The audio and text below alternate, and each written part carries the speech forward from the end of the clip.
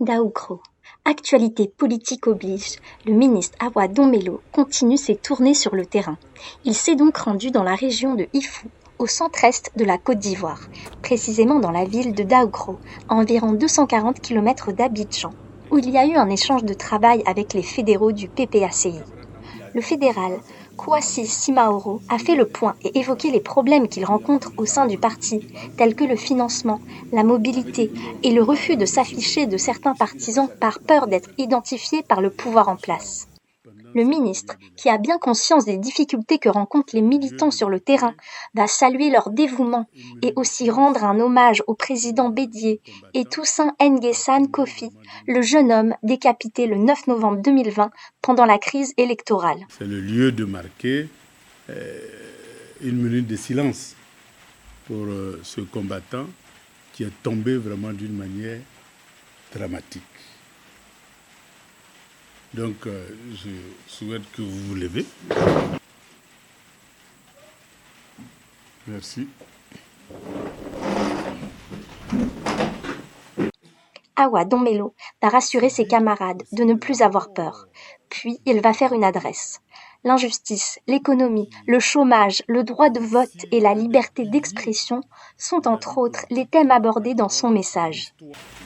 Donc, le sang de ce jeune homme et le corps de Bédié enterré ici ne doit pas rester, je vais dire, sans donner, je vais dire, des fruits. Et donc, ce fruit-là, c'est que l'opposition, notamment le PPACI, puisse arriver au pouvoir. Comme vous savez, notre pays ne nous appartient pratiquement plus. Et nos terres sont investies par des orpailleurs clandestins, non officiels, qui n'ont aucun document officiel, mais qui se sont emparés de nos terres.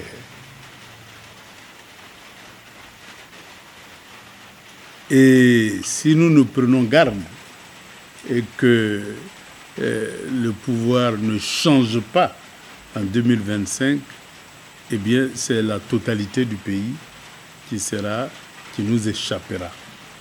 Et ça, nous devons en prendre conscience.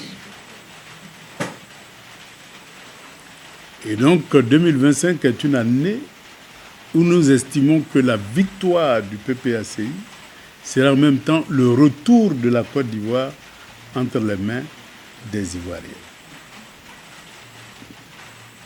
Et que le régime que nous observons aujourd'hui, qui est un régime, je dirais, d'exception, qui ne doit pas perdurer dans le temps, un régime qui, parfois, ne reconnaît même pas de droit aux autres citoyens, bien qu'ivoiriens, mais tout simplement n'appartenant pas au même parti politique que le président de la République. Ceci est déplorable parce que la Côte d'Ivoire ne peut être l'affaire d'un parti politique. La Côte d'Ivoire, c'est l'affaire de tous les Ivoiriens.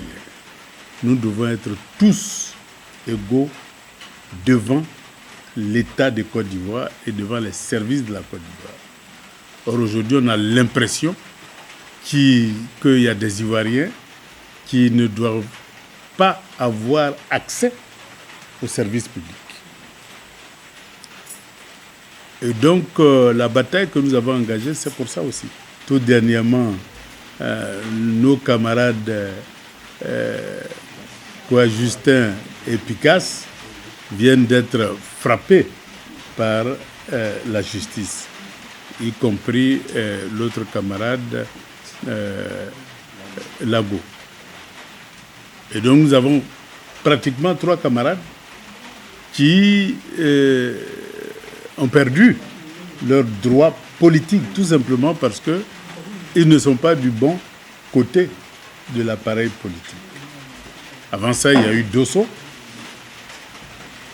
le ministre Dosso, qui a été condamné, et un journaliste, enfin un activiste, un responsable du parti aussi, Gala Kolebi, qui a été condamné, et aujourd'hui ils sont tous en prison. Mais depuis 2010, il y a encore des camarades qui sont encore là-bas. Jusqu'à aujourd'hui. Comme si eux n'étaient plus ivoiriens. Nous pensons que la Côte d'Ivoire ne doit pas être ce que nous voyons aujourd'hui. Voilà pourquoi notre bataille pour la démocratie est une bataille essentielle. Nous avons eu le multipartisme, mais nous n'avons pas encore la démocratie, c'est-à-dire le pouvoir du peuple, par le peuple et pour le peuple, dans la liberté et dans l'égalité. Nous n'avons pas encore ça. Et nous devons battre pour que la Côte d'Ivoire accède à ce niveau-là. Mais une fois qu'on a accédé à ce niveau, il faut qu'on puisse vivre de nos richesses. La Côte d'Ivoire est un pays qui a tout ce qu'il faut pour que chacun de nous vive à l'aise. Je prends souvent l'exemple des pays arabes. Ils n'ont qu'un seul produit, le pétrole. Nous, on a aussi du pétrole. La différence, c'est que là-bas, quand le pétrole sort du sous-sol, eh bien, si ça vaut 1000 francs, eux, ils ont 900. Et puis, ceux qui sont venus coopérer ont 100 francs. En Côte d'Ivoire, c'est l'inverse. C'est-à-dire, s'il y a 1000 francs qui sortent, nous, on a 100 francs. Et puis, eux, ils ont 900.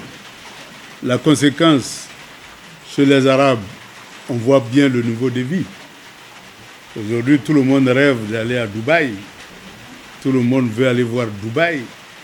Mais c'est les 900 sur les 1000 là qui ont développé Dubaï. S'ils avaient 100 francs au lieu de 900, eh bien, ils allaient être comme nous. Ça veut dire que nous, si on réussit à avoir notre pleine souveraineté sur nos richesses, c'est-à-dire sur notre pétrole, mais aussi sur notre cacao, c'est la même chose. Donc, quand on se retrouve face à une telle situation, où ceux qui travaillent touchent moins que ceux qui ne travaillent pas, et qui sont là tout simplement pour indiquer là où on doit les vendre, et puis eux, ils empochent près de 5 000, et ceux qui ont travaillé toute l'année, eh bien, n'ont que 1 800. Imaginez un seul instant si la Côte d'Ivoire recevait les 6 000 au lieu de 1 800. Avec pratiquement 2 millions de tonnes par an, c'est-à-dire 2 milliards de kilos, multiplié par 6 000, ça fait 12 000 milliards pour la Côte d'Ivoire, et cela constitue des ressources importantes pour développer notre pays. Et en plus, si nous avons ces 12 000 milliards, nous pouvons créer des usines un peu partout pour transformer sur place le cacao en chocolat. C'est-à-dire multiplier par 10 les 12 000 milliards, c'est-à-dire aller vers les 120 000 milliards. Mais tous nos enfants qui sortaient de l'école allaient avoir au moins la possibilité de travailler et d'avoir de quoi vivre dignement, au lieu d'aller à l'école, sortir et chômer. Donc voilà un peu pourquoi la souveraineté économique est un moyen pour industrialiser la Côte d'Ivoire et donc créer de la richesse à partir de nos matières premières et en même temps créer de l'emploi. Or, quand vous créez de la richesse, eh bien cette richesse-là, il y a une partie qui permet de financer le budget et une partie qui permet de distribuer des revenus et donc de l'emploi. Et même si on s'endettait, on avait les moyens de faire face à cet endettement-là. Donc voilà pourquoi l'enjeu, c'est vraiment la souveraineté économique et l'industrialisation de la Côte d'Ivoire, à partir de toutes les matières premières que nous avons. Cacao, café, EVA, palmier à huile, coton, anacarde et j'en passe. Donc toutes ces richesses-là vont pour aller alimenter des usines à l'extérieur de la Côte d'Ivoire. Et donc vous comprendrez pourquoi nous avons des difficultés pour s'industrialiser. Parce qu'au lieu que ces matières premières aillent alimenter ces usines, si ça alimentait nos usines, là-bas, il allait y avoir beaucoup de chômeurs et beaucoup de pauvres, puisque toute notre richesse allait être entre nos mains et les usines de là-bas n'allaient pas avoir de matières premières. Voilà pourquoi c'est dur. Et voilà ce qui explique pourquoi l'armée française est en Côte d'Ivoire. Elle est venue en Côte d'Ivoire pas parce qu'on avait appelé au secours, mais parce qu'elle est venue s'installer pour prendre nos matières premières. Et le jour où on va vouloir prendre nous-mêmes nos matières premières, vous comprendrez que c'est une déclaration pratiquement de guerre. Et c'est ce que nous avons vécu en 2002. Mais en 2002, le monde était unipolaire. Il y avait les États-Unis, il y avait l'Occident et il n'y avait personne d'autre. Donc devant ce mur-là, on était vraiment seul face à ce mur mondial et ce mur sous-régional parce que toute l'Afrique de l'Ouest et le monde entier étaient ligués contre nous. On était seuls contre tous. Mais on a résisté quand même pendant 8 ans. Mais qu'est-ce qu'on peut face aux chars et aux fusils de l'une des plus grandes puissances militaires du monde? On a été vaincus et on est tombé. Mais nos idées ne sont pas tombées.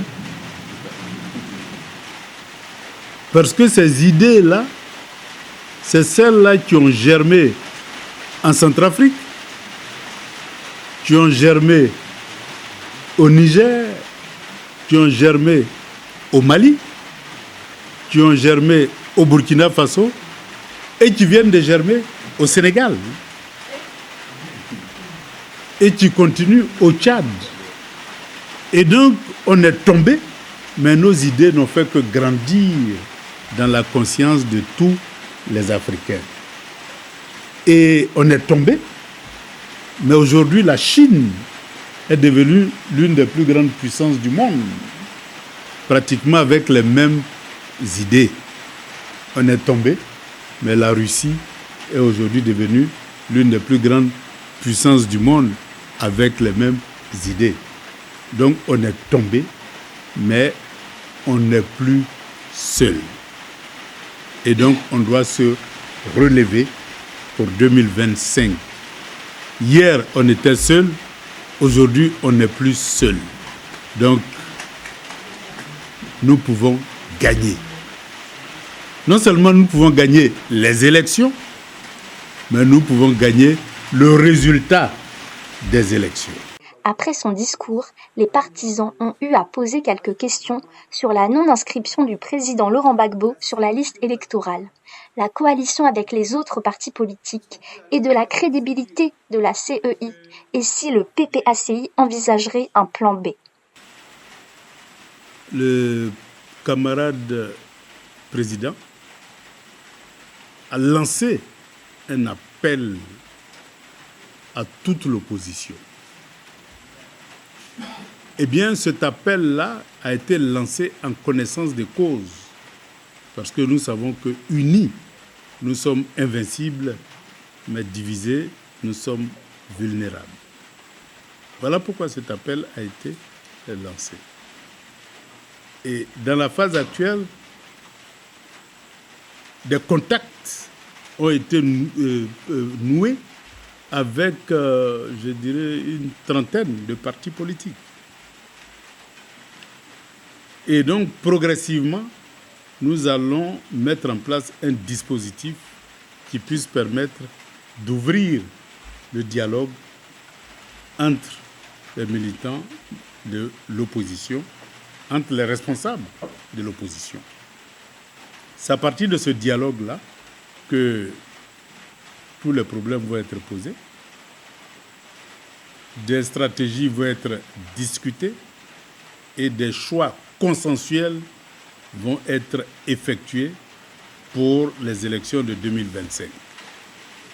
Et donc, comme chacun est conscient de la situation et que chacun est convaincu que la priorité, c'est vraiment dégager le pouvoir en place, eh bien, nous pensons que nous serons chacun raison gardée et dépasser nos égos pour que nous ayons une conscience de l'intérêt national.